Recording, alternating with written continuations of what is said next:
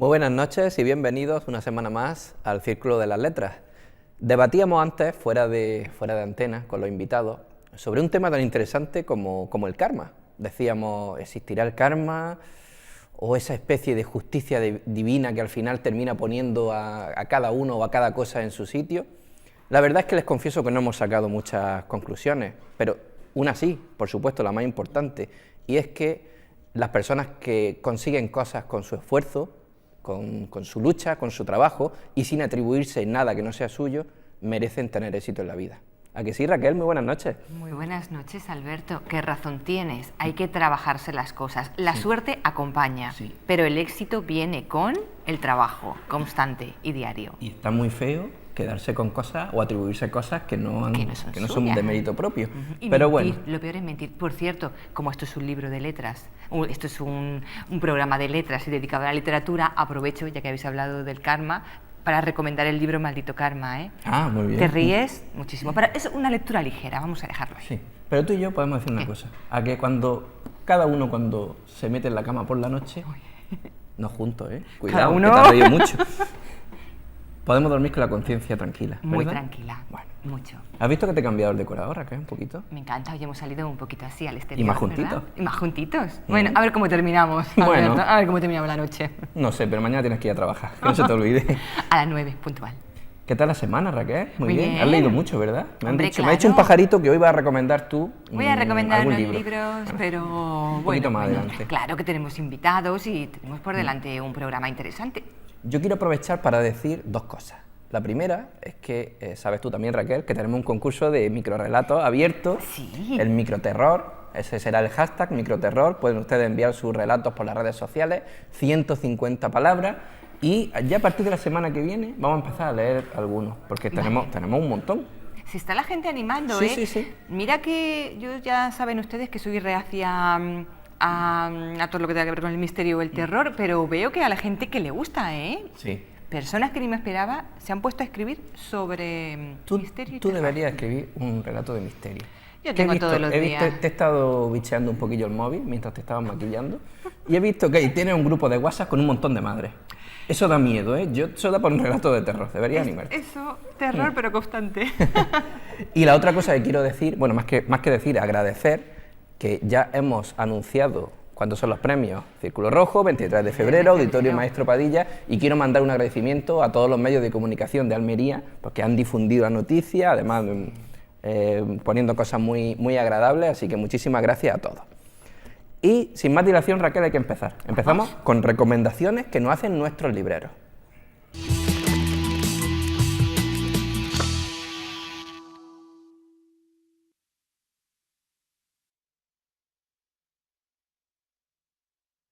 Buenas tardes, de Librería Picasso recomendamos esta semana el libro Oscuridad desprogramada, una novela gráfica que se trata del segundo libro de la autora norteamericana Sarah Glidden, una ilustradora no muy conocida en este país, en España, al tratarse del primer libro traducido al español. En Oscuridad desprogramada, la dibujante acompaña a un grupo, a un par de periodistas, de reporteros freelance, en un viaje por los países de Turquía, Siria e Irak, para descubrir y para describir también historias que hablen del efecto causado por la guerra de Irak reciente. Tanto el efecto, digamos, en Oriente Próximo como el efecto causado en el tema de la inmigración, el mundo de los refugiados, quiero decir. Un tema de lamentable actualidad, pero que, bueno, digamos lo que de alguna manera pretende es dar voz a este grupo de personas que huyen de sus países por las guerras en la mayoría de los casos y que intentan buscar un hueco y una vida mejor. Además de este grupo de periodistas les acompaña un exmarine norteamericano, veterano de guerra, amigo de ellos de la infancia y que también pues aporta otro punto de vista, otra visión al conflicto. Y se podría decir que de alguna manera esa visión que él tiene en primera persona de las consecuencias de la guerra, pues le hace cambiar la mentalidad de todo lo que él vio en un principio o de los motivos que él pensó que había para iniciar una guerra. Raquel, las recomendaciones que como cada semana, empezamos la semana pasada y vamos a continuar durante unas cuantas semanas, que nos llegan desde nuestros queridos amigos de Librería Picasso. Que son los que tienen el contacto directo con el libro, ¿eh? Sí, y además, saben mucho. Y además lo están enfocando de una forma muy interesante. Cada semana nos recomiendan de determinados ámbitos dentro del mundo literario. Animo a la gente del cómic a que se anime a publicar, que a veces tienen escondidos en sus cajones cada tesoro, hombre, a sacarlo a la luz. Y además que el cómic está muy de moda últimamente. De hecho, Librería Picasso acaba de abrir una relacionada con los cómics. O sea, es el momento ideal para que si ustedes tienen algún cómic en la mente, en el cajón o en el ordenador, que lo saquen e intentaremos publicarlo nosotros y difundirlo mucho. Y difundirlo y promocionarlo y ayudar. El que no necesita mucha promoción, porque lo conoce toda Almería, sí, es nuestro protagonista, nuestro primer protagonista, el escritor del Círculo.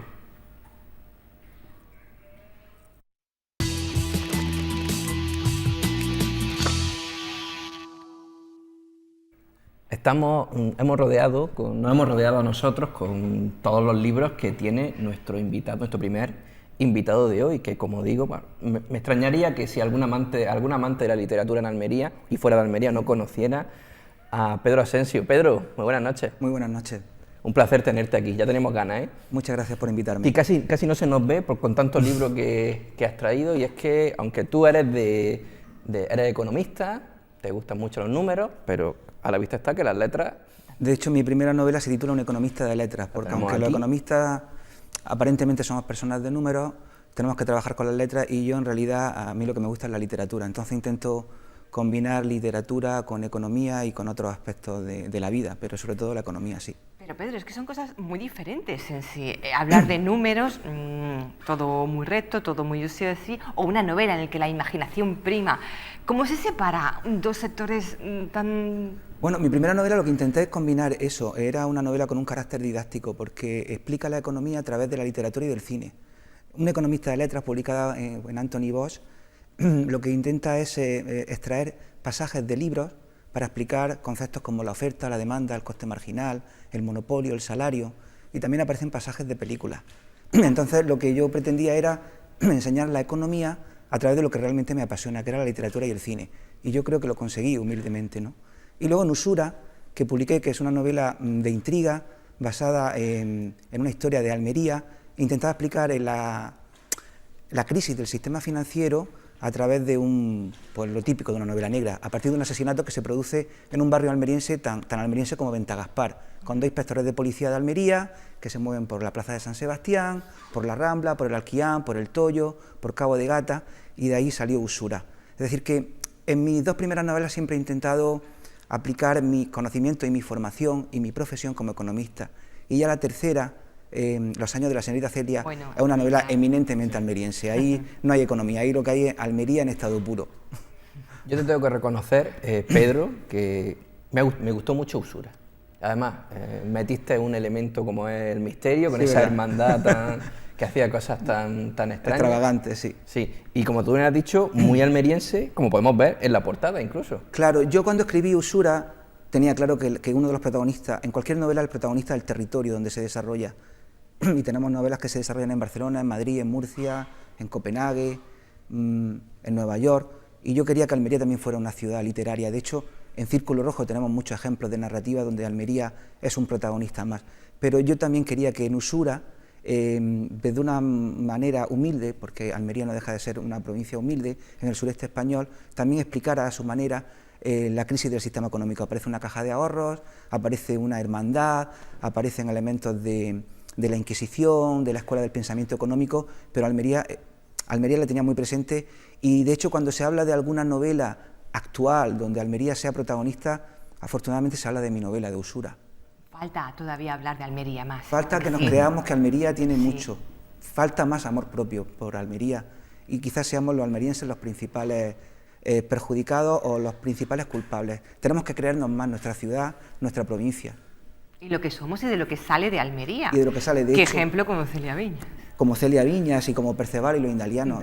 En Los años de la señorita Celia, una biografía novelada de la época de Celia como profesora, el tiempo que estuvo en Almería, lo sorprendente y lo admirable es que en aquella época de penuria, de hambre, donde Almería era la provincia prácticamente más pobre de toda España, cómo surge un grupo de intelectuales, cómo surge una profesora que intenta revolucionar el sistema pedagógico. Cuando yo empecé a investigar para escribir la novela Los años de la señorita Celia, todavía lograba recoger testimonios de personas ya mayores que habían sido alumnos, y es conmovedor ver cómo lloraban y cómo se acordaban de una profesora. ¿Cómo sería esa profesora cuando todavía despertaba el cariño y la emoción de esa gente que hacía muchísimos años que habían tenido a una profesora de lengua y literatura? Y luego Perceval y los indalianos, es decir, que lograron colocar a Almería en el mapa.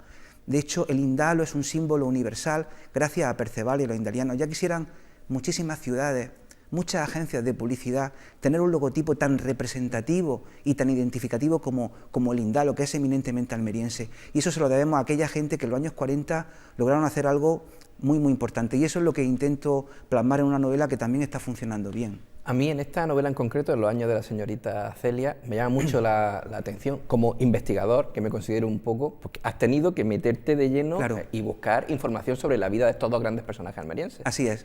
Hemerotecas, testimonios de personas que lo han vivido, libros que se han escrito sobre los indalianos y sobre Celia. Efectivamente, es, insisto, una biografía novelada.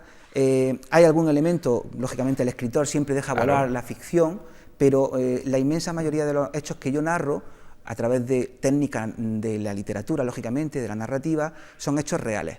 Y por eso también es una novela conmovedora, porque los que conocen la historia de Celia y de Perceval se reflejan claramente, y raro es el día y la semana que recibo algún correo o alguna felicitación de personas que han disfrutado. No hay nada mejor para un escritor que encontrar el agradecimiento y el reconocimiento de su lector, ya sean 100, ya sean 1000, ya sean 10, eso es lo más importante, porque uno escribe porque lo necesita, pero también aspira a que la gente disfrute con lo que uno está trabajando. Es un trabajo de perseverancia, vosotros lo sabéis, de mucho esfuerzo, y al final, insisto, no se trata de que sean muchos o pocos, con que haya una minoría que te diga, oye, gracias, lo he pasado muy bien con la novela, pues uno se siente totalmente animado para seguir escribiendo. Iba a preguntar que la portada en sí ya lo dice todo, sin decir nada. La portada era una fotografía en blanco y negro, y yo le dije al diseñador, quiero que me colorees a los dos principales personajes, y de hecho, si os dais cuenta, están coloreados, porque en aquella época no había fotografía a color, estaban coloreados tanto Celia como Perceval. Celia estaba exponiendo el movimiento indaliano, porque era, digamos, como la musa de los indalianos, la que en cualquier rueda de prensa, en cualquier presentación explicaba las características de ese movimiento pictórico, y la mirada atenta de un joven Jesús de Perceval, que era el maestro de todos los pintores de aquella época.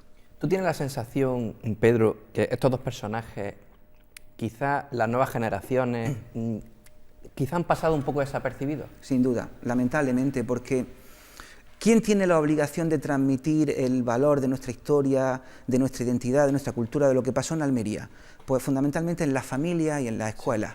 Sí, y luego también los medios de comunicación. Lo que estamos haciendo ahora, lo que hace la televisión municipal en favor de la cultura almeriense y en favor de la historia de nuestra ciudad y de nuestra provincia, es muy importante. Lo que se hace en los colegios.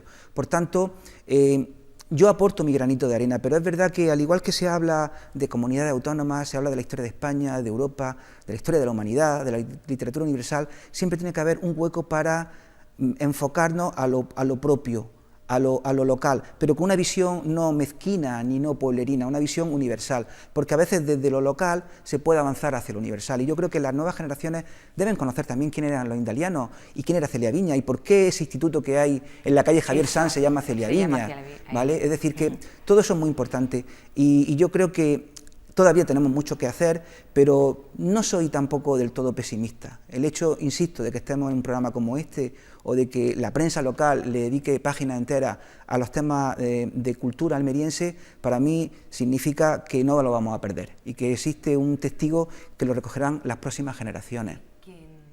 Dice que ahora algún profesor nos esté viendo y decida que uno de los trabajos sea leerse Los años de la señorita Celia, sería un éxito. De hecho, me llaman de vez en cuando a algún instituto, yo de manera desinteresada voy de una charla y hablo un poco de la Almería de aquella época. Lógicamente hablo de Celia y de Perceval, pero también hablo del urbanismo de aquella Almería, hablo de las características socioeconómicas de la provincia de Almería en la posguerra, cómo Almería vivió en la guerra civil, cómo se desarrolló a partir de los años 50, es decir, que detrás de una novela hay un contexto, es decir, que la literatura tiene un afán divulgativo y un afán de divertir, pero también de enseñar, y yo creo que en concreto, Yo creo que en mis 3 novelas intento enseñar de manera, insisto, humilde, pero las 2 primeras con temas de economía y en esta tercera con temas almerienses y con temas culturales. Y es verdad que en los colegios y los institutos de vez en cuando me llaman para dar charlas y los estudiantes hacen preguntas. Es decir, que no están con los brazos cruzados mirando a las musarañas.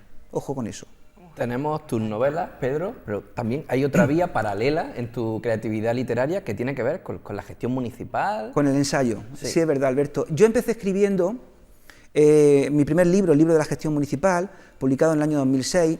Después de una corta experiencia política, en el año 2000 me fui a trabajar al Instituto Cervantes a Beirut, como administrador del Instituto Cervantes de Beirut, de Ammán y de Damasco. Y ahí empecé a reflexionar sobre la posibilidad de escribir sobre mis experiencias como gestor político. En aquella época, al terminar mi periplo como administrador del Instituto Cervantes, me dedicaba a temas de comunicación y de gestión municipal, impartiendo cursos a políticos y directivos, y decidí plasmar en un libro que el editor dijo, vamos a llamarle el libro de la gestión municipal, con ese afán, con ese marketing que intenta, con ese artículo determinado que intenta englobar todos los libros del mundo, ¿no? Yo creo que de una manera un tanto pomposa, pero bueno, es verdad que hay una parte de mi creatividad como escritor que se dedica al ensayo. Escribí el libro de la gestión municipal, experiencias políticas y técnicas como directivo, escribí marketing municipal, soy un apasionado de la comunicación y del marketing, y el último libro del que me siento muy orgulloso, publicado por Círculo Rojo, Ayuntamientos, es una especie de bitácora, es una especie de diario donde iba reflexionando a través de pequeños párrafos sobre temas variopintos que yo trataba en mi trabajo en el ayuntamiento, en la gestión como jefe de personal, como responsable en temas de movilidad, hablo del tráfico, hablo de los autobuses, hablo de los concejales. Y bueno, es un libro que también me genera mucha satisfacción porque tiene otro toque, está escrito en un tono muy didáctico. Yo aspiro, lamentablemente no son muchos los políticos locales que leen libros, pero yo aspiro a que lo lean mucho, no tanto por lo que me pueda llevar de royalty, sino porque creo que es importante que cualquiera que desempeñe una profesión lea, pero porque creo que hay que divulgar. Y lo importante cuando uno ejerce una profesión es dejar el legado de alguna manera, con los compañeros, con tu familia, en la empresa donde trabajes. Y yo siempre he pensado que si tengo algo que aportar, que considero que lo puedo aportar de manera positiva, dejarlo negro sobre blanco. Y por eso escribo libros de ensayo. La gran pregunta, ¿de dónde sacas el tiempo? Porque bueno, tú trabajas, que no te dedicas solo a escribir. Bueno, tengo un horario, lógicamente el horario, yo trabajo como funcionario en el ayuntamiento, un horario continuo, y por la tarde pues, otros se dedican a ir a gimnasios con la bicicleta, se dedican, bueno, también me gusta la música y demás, pero todo el tiempo que pueda dedicarle a la lectura y a la literatura, las 24 horas dan para mucho. Ojo con eso, que a veces es verdad que hay personas que tienen un trabajo bastante absorbente y bastante agobiante, y es verdad, lamentablemente no todos tienen un trabajo que te permita luego tener la mente fría para dedicarte a escribir y a componer, ¿no? Pero en mi caso siempre intento dejar 2 o 3 horas casi todos los días para crear y para leer, y por eso uno ya tiene una edad y eso hace que lo que parece que es un bagaje cultural importante es el fruto de muchos años de trabajo y de esfuerzo. Seguro, Pedro, que aunque no nos den nombres, seguro que más de un político te ha dicho, Pedro, he leído esto en tu libro y lo voy a utilizar o me ha servido. Algunos me lo ha dicho, no tantos como yo quisiera, Vaya. Porque luego veo a los políticos, algunos cometer errores y les digo, es que tú me parece que no has leído mi libro. Mándale el libro. Claro, dan ganas de darle con el libro en la cabeza también, ¿eh? Es muy directo, sí, unas frases muy directas. Sí, es un libro que incluso, no solamente para políticos, es decir, que de hecho este tipo de libros de ensayo que yo enfoco para la gestión municipal, sobre todo se distribuyen mejor a través de redes sociales, a través de internet. Hay un tipo de literatura que el comprador va a la librería, hay otros que hoy día cualquier página de cualquier librería, de Casa del Libro, de FNAC, Amazon por supuesto. Este libro está pensado sobre todo para una distribución porque hay personas de América que hacen estudios de doctorado, estudios de maestría, que se dedican a estudiar la gestión pública, y mis libros de ensayo sobre todo están pensados también para ese tipo de personas, ¿no? Y ese libro se distribuye a través de Amazon sobre todo, y bueno, yo estoy bastante contento, la edición de Círculo Rojo impecable, yo tenía muy claro que quería hacer un libro pequeño, con una tipografía determinada, y lo dejé en manos de la gente de Círculo Rojo, con su maquetación, con su diseño. Estoy realmente contento. Pues muchas gracias por la parte que os toca. Que nos toca. Y Pedro, tendremos que emplazarte otro día porque con toda tu producción literaria esto da para muchos programas y muchas intervenciones. Yo espero que en mi próxima novela que estoy trabajando ahora, no sé lo que voy a tardar porque uno escribe y corrige y corrige Sí. y corrige y al final me tienen que arrebatar el libro de las manos. Pues, por ejemplo, para la próxima novela espero que nos podamos ver y estaré encantado de visitaros e insisto, enhorabuena por vuestro programa. Claro que sí, te recibiremos con los brazos abiertos. Gracias, Mucha Alberto. suerte Gracias, y a Alberto, gracias, seguir. Raquel. Y nosotros, Raquel, nos vamos a publicidad porque tenemos más entrevistas interesantes. Seguimos.